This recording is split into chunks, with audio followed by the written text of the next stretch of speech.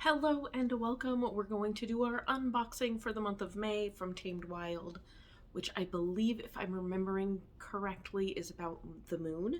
So let's go ahead and start getting into it. If you're not familiar with Tamed Wild, they do come in these like poly bags. So you don't know what's in it, and the return address just says Tamed Wild, which could be anything. So if you're worried about that. If you're new to the channel, my name is Melissa, and we do witchy unboxing videos and random ass tarot readings and Metaphysical Monday videos where we talk about something that I come up with, which could be a crystal, a symbol, anything metaphysical or magical. All right. If that's your thing, stick around and maybe subscribe if you want to. No pressure. All right, so this is the box and the back. It's not too big. And this box, currently it's $20 for the box and $8 for shipping in the US. They did have to increase their shipping, which they're hoping is temporary, but who knows. But for $28, it's one of the least expensive that I see online. So, all right, ritual tools. Okay, so this has our list of items, which I know what they are, but I don't remember, so I'm not going to read through that just yet. Let's be surprised. All right, and then here is a ritual for practicing moon magic, I think is what it says. Yes, so I will hold that up in case you want to pause and screenshot, maybe have to zoom in. There's the front and the back. All right, here we go. Oh, look at this cute sticker. It's a cute sticker. All right, and we have a cute little box, which sounds like maybe jewelry. I like that box. All right, good thing I have scissors. Oh, I don't want to ruin the tape. It's so pretty. Okay. Why am I struggling so much?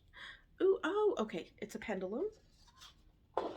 And it's pretty, it's got a pretty good weight to it. It looks like maybe it's metal, but it's coated in something. It looks coated. So that's what it looks like. It kind of looks like a scepter. I like that. And then it has a chain with a bead. And some hair. Oh no, that's fluff from the padding. Okay, it's just fluff from the padding. All right, our nice little pendulum. I do like the weight. It's not super heavy, but it's weighted enough. More than like if you were to use a necklace or something, or like a chain with a ring on it or something like that.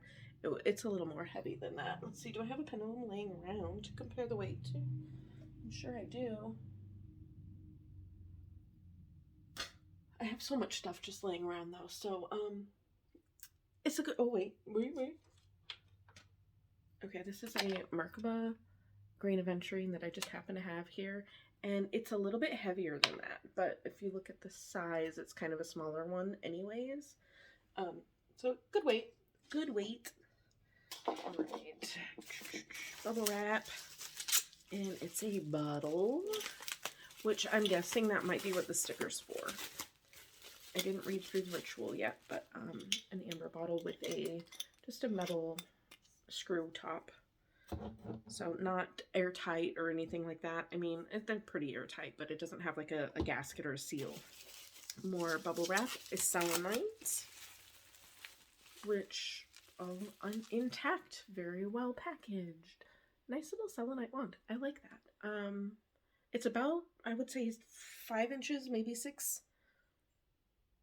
Do I have a dollar bill? A dollar bill is 6 inches, but it's a good size. Nice, nice, nice. I have lots of selenite ones.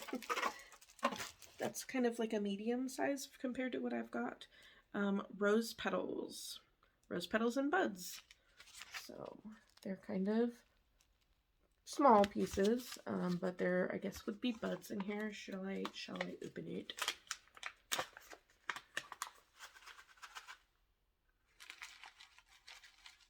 It's just petals, really. I mean, it says and buds, but they're pretty small. Back in there, I have a big bag of rose petals. They can be used for lots of things. Just saying. Alright. And then our altar cloth.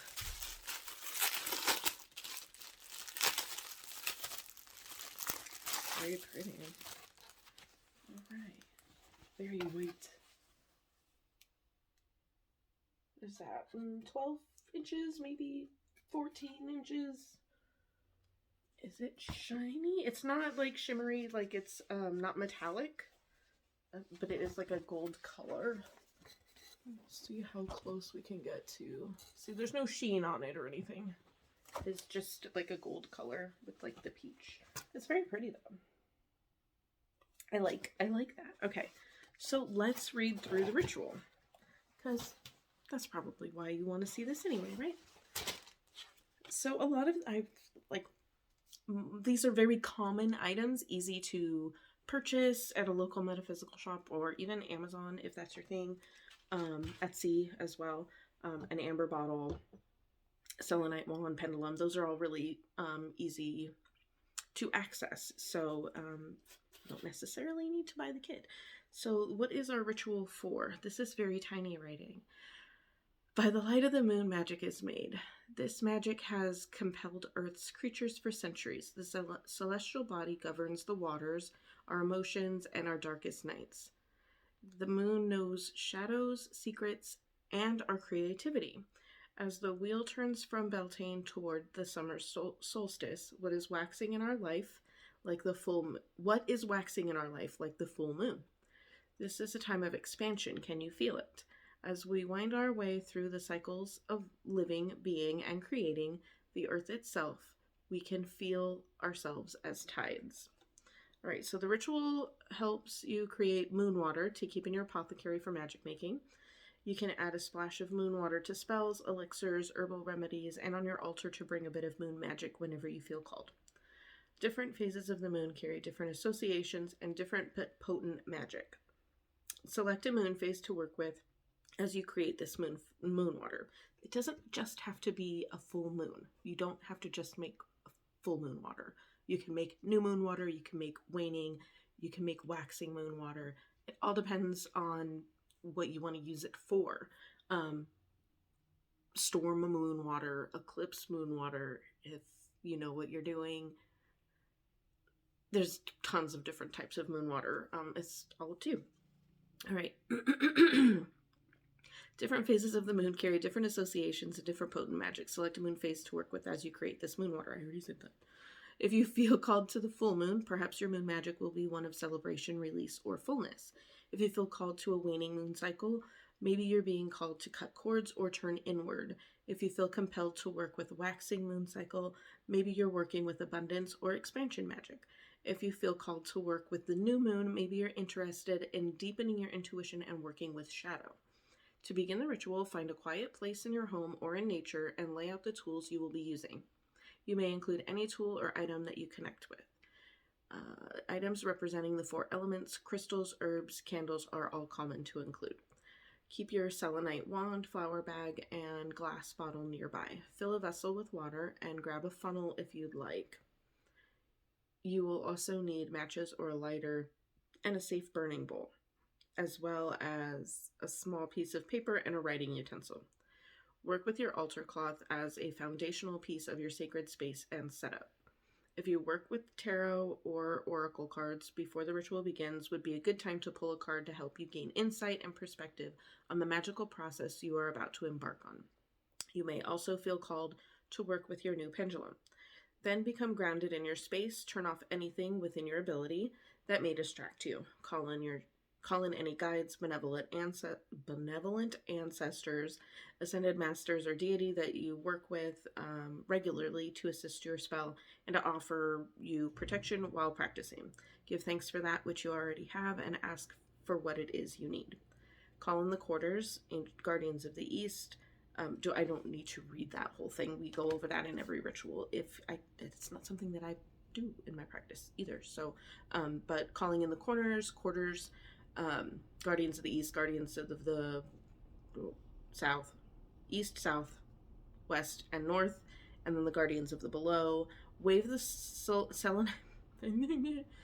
Wave the selenite wand over your tools and body. Selenite is a healing stone and can be used to clean energy and to help promote peace and calm. Selenite is connected to the moon the moon in its appearance and also its name. Selene is the moon goddess after all. Reach for your piece of paper and writing utensil. Write a message to the moon on the piece of paper. You can thank the moon for her beautiful presence in your light. You can ask a question of the moon, or you can make a request. Perhaps you feel called to do all three. Practicing moon magic is supported by an ongoing dedication and commitment to a relationship with the moon, which really kind of applies to most things, for the most part, we'll say. Not really necessary in certain chaos magic practices. After your letter is complete, burn a bit of the flowers from your flower bag as an offering to the moon. As you pour water from your vessel into your glass bottle, consider what the moon teaches you and how the moon supports your magical practice.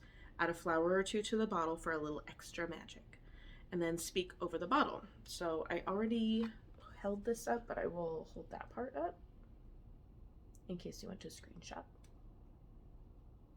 I made sure to eat first so that I wasn't all shaky. It says, "Moon in the sky, I call to thee, your cycles, phases, teaching me.